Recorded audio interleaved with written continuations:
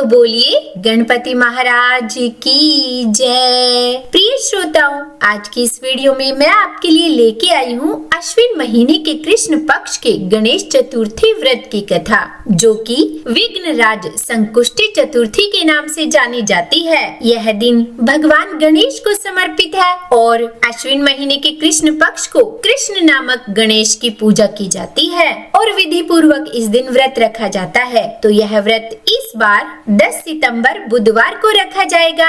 देखिए, यह चतुर्थी तिथि प्रारंभ होगी 10 सितंबर बुधवार को दोपहर 3:37 पर और वहीं इस तिथि का समापन 11 सितंबर को दोपहर 12:45 पर होगा। और क्योंकि यह व्रत उदय तिथि के आधार पर नहीं बल्कि चंद्र देवता के दर्शन के आधार पर किया जाता है और चंद्र देवता का दर्शन हमें चतुर्थी तिथि में बुधवार को मिल रहा है, इसीलिए यह व्रत 10 सितंबर बुधवार को किया जाएगा। और इस दिन जो चंद्रोदय का समय होगा वो होगा रात 8:06 पर। और चलिए अब सुनाते हैं आपको अश्विन कृष्ण गणेश चतुर्थी व्रत की कथा, जिसमें श्री कृष्ण और बाणासुर की कथा सुनी जाती है। तो प्रेम से बोलिए गणेश भगवान की जय, चौथ माता की जय। युधिष्ठिर ने भगवान श्री कृष्ण से पूछा कि हे कृष्ण जी, मैंने सुना है कि अश्विन कृष्ण चतुर्थी को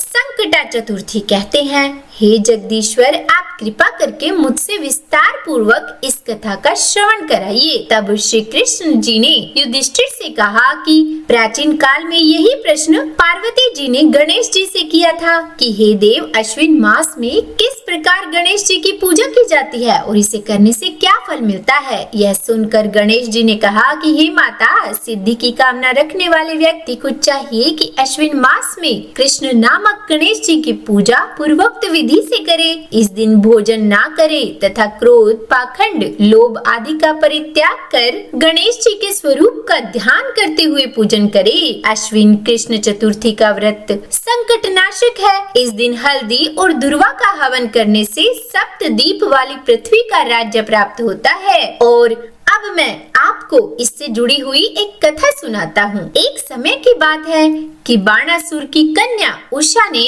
सुषुप्त अवस्था में अनिरुद्ध का स्वप्न देखा। अनिरुद्ध के विरह से वह इतनी कामासक्त हो गई कि उसके चित्त को किसी भी प्रकार से शांति ही नहीं मिल रही थी। उसने अपनी सहेली चित्रलेखा से त्रिभुवन के संपूर्ण प्राणियों के चित्र बनवाए। जब चित्र में अनिरुद्ध को देखा तो कहा कि मैंने इसी व्यक्ति को स्वप्न में देखा था, इसी के साथ मेरा पानी ग्रहण भी हुआ था। हे सखी, यह व्यक्ति जहाँ कहीं भी मिल सके ढूंढ लाओ, अन्यथा इसके वियोग में मैं अपने प्राण त्याग दूंगी। अपनी सखी की इस बात को सुनकर चित्रलेखा अनेक स्थानों में खोज करती हुई द्वारकापुरी में आ पहुंची। चित्रलेखा राक्षसी माया जानती थी। उसने वहां अनिरुद्ध को पहचान कर उसका अपहरण कर लिया और रात्रि में पलंग सहित अनिरुद्ध को उठाकर वह गोधूली बेला में बाणासुर की नगरी में प्रविष्ट हुई। इधर प्रद्युम्न को पुत्र शोक के कारण असाध्य रोग से ग्रसित होना पड़ा।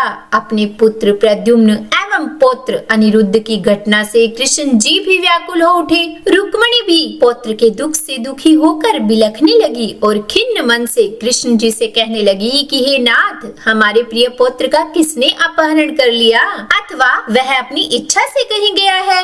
मैं आपके सामने शोकाकुल हो अपने प्राण छोड़ दूंगी। तब रुक्मिणी की ऐसी बातों को सुनकर श्री कृष्ण जी यादवों की सभा में उपस्थित हुए और वहां उन्होंने परम तेजस्वी लोमस ऋषि के दर्शन किए। उन्हें प्रणाम कर श्री कृष्ण ने सारी घटना कह सुनाई। तब श्री कृष्ण ने लोमस ऋषि से पूछा कि हे मुनिवर, हमारे पुत्र को कौन ले गया? वह कहीं स्वयं तो नहीं चला गया है? हमारे बुद्धिमान पुत्र का किसने अपहरण कर लिया? यह बात मैं नहीं जानता हूँ। उसकी माता पुत्र वियोग के कारण बहुत दुखी है। तब श्री कृष्ण जी की बातों को सुनकर लोमश मुनि ने कहा कि हे कृष्ण, बाणासुर की कन्या उषा की सहेली चित्रलेखा सुलेखा ने आपके पुत्र का अपहरण किया है और उसे बाणासुर के महल में छिपा के रखा है और यह बात नारद जी ने बताई है। आप अश्विन मास के कृष्ण पक्ष की चतुर्थी संकटा का अनुष्ठान कीजिए। इस व्रत को करने से आपका पुत्र अवश्य ही आ जाएगा। ऐसा सुनकर मुनिवर वन में चले गए। श्री कृष्ण जी ने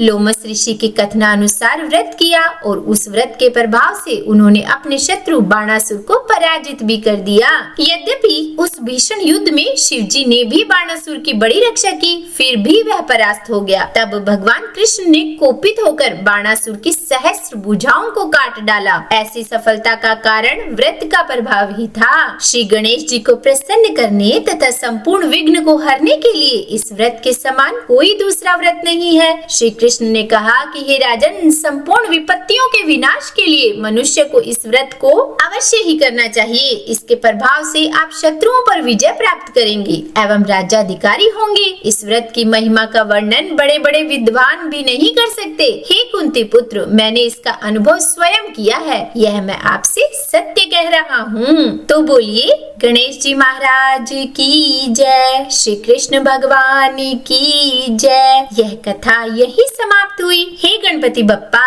अगर आज की इस कथा को कहने, सुनने या सुनाने में हमसे कोई गलती हो गई हो तो हमें क्षमा करना। अगर कहानी अधूरी हो तो पूरी करना, पूरी हो तो मान रखना और सबके व्रतों को पूर्ण करना।